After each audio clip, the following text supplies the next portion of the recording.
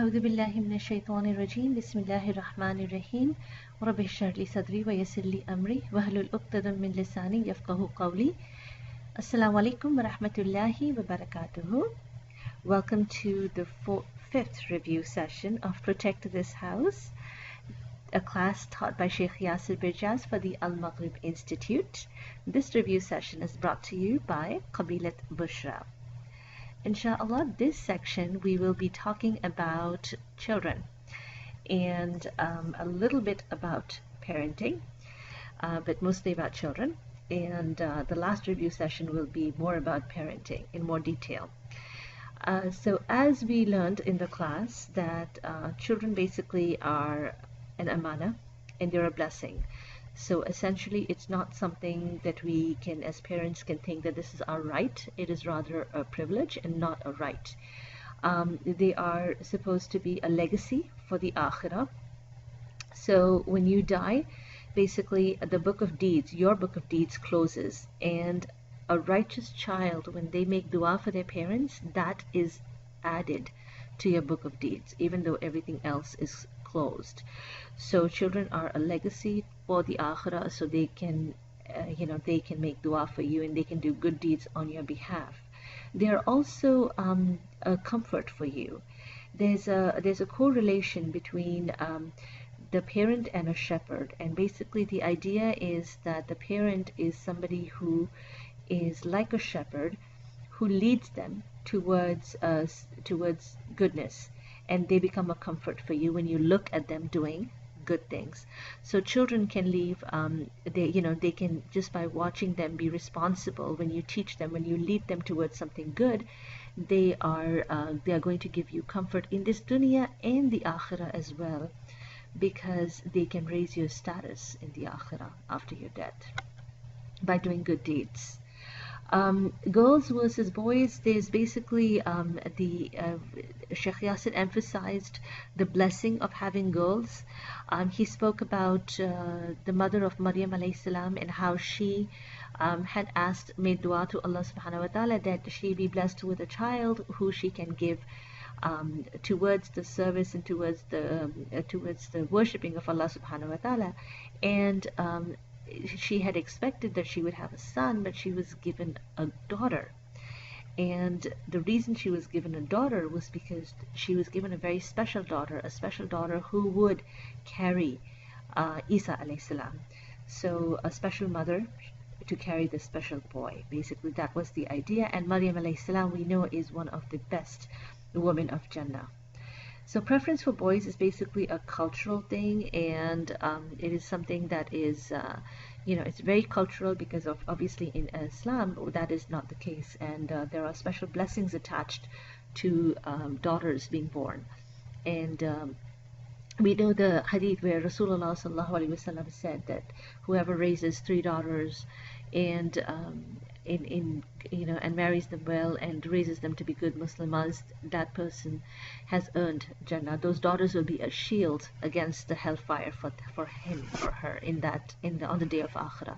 So those daughters are basically going to be shields, and that's an indication of the blessing of having girls. Some of the reasons that Sheikh Yasir spoke about for why boys, and we did this as a group activity in class, but some of the reasons why boys can mess up while growing up, and some of the top reasons were peer pressure and role models. And basically the idea that children are in school for so long and they're influenced by more people besides the parents during that time. And some of the reasons for girls to mess up is also company, again, peer pressure, being in the wrong company and wrong friends. That could be one of the reasons that we came up with as a class. And another reason that we did come up was the father's role in raising the daughter. So the father's role in raising the daughter is very, very critical in this case. Raising children in challenging times. This was an interesting discussion, because obviously we again had spoke about the blessings of having girls and why it was important for us to have for daughters to be given that their due respect and their due their due the thing was because the due respect was because they were being buried alive before Islam. There was a financial burden attached to the birth of daughters because you had to bring them up and then you had to send them somewhere. Whereas the idea of having boys was before Islam was pretty advantageous because they would go out, they would fight, they would get some of the war spoils, and they would basically bring back money. And so this idea was removed when Islam came into existence. It removed the burden of having girls, and it actually showed them as a blessing against hellfire.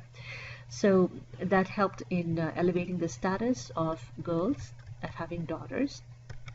Another thing that we discussed in this class was the etiquettes of a newborn, and we talked about technique in naming the child. Basically, it is anyone can do this. There is a there's this disagreement whether if it is a sunnah, the technique part, or not. But the idea was that you chew the date and just the juice of it, rub it on the top of the baby's mouth. Or it could be anything sweet that stimulates the immune system. Who has the right to name the child? We did have this discussion again in class, and Sheikh Yasir explained that it is the parents' right, but it is always good to negotiate and to keep everyone's feelings in mind as we go ahead and name the child. What kind of name should the child be given? As long as it's not offensive, it can be just about anything, as long as the name does not mean anything offensive. The aqiqah is the celebration of the birth of the child, slaughtering the goat. You can do anything with the meat. The Rasulullah sallallahu alaihi wasallam recommended 2 for the boy's birth, and 1 goat for the birth of the girl. Giving the adhan, it is optional and a sunnah. Calling the adhan in the right ear, you don't need to call the iqamah in the left ear. And then shaving the head, again, there is no obligation to it. It is part of the tradition though of Islam. So that, and then circumcision and weaning. The circumcision is of course for boys highly recommended. Weaning is it's a mutual discussion between the husband and wife. Usually the full term of weaning of Ridan is 2 years. That's the whole idea of breastfeeding. It's 2 years, but again, this is a discussion that can happen between the husband and the wife. There needs to be negotiation in this. Children and education, and this was a reminder for all of us that the best gift that a parent can give to their child is education. And education is not just the degrees that we give them, but rather it's not just the academic degrees. It's education in adab, in akhlaq, in manners, and teaching them how to pray on time. In the Rasulullah sallallahu alaihi wasallam said that you order your children to read salah at the age of 7, and when they become 10 years old, you start disciplining them for salah if they are not already praying 5 times a day. So as long as you're in the house, the kids are in the house, you should ask them to pray. You should make them pray. Again, the effort is the focus. Do not worry about the result, because the result is something that is going to come from Allah subhanahu wa ta'ala, and that is of course something that that they will talk about. Some of the essential parenting skills is one of the things is for men is that you love the mother, and for women it is that you respect the father. So one of the most important parenting skill in the house for parents is that the father loves the mother and the mother respects the father, and this is something that the kids will make them feel comfortable, and it will give them confidence within their home. It leads to a stable home. They will learn what they see. So if you are teaching them something, make sure you practice. Look at the child's specific needs.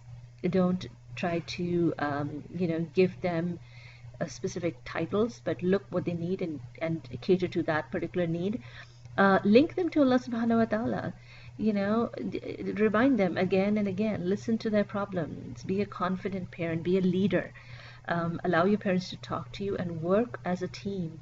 So be on the same page as parents. Do not try to undermine one another. And also, parents need to let go. Eventually they have to let go, because they are going to need, children will need their independence, so you have to let go. Ali ibn Talib once said that when you raise your children, train them to live in their time and not your time, because their time is different than yours. And I thought this was very, very significant and important to this discussion. Rasulullah sallallahu alaihi wasallam's interaction with children, he would actually spend a lot of time with them.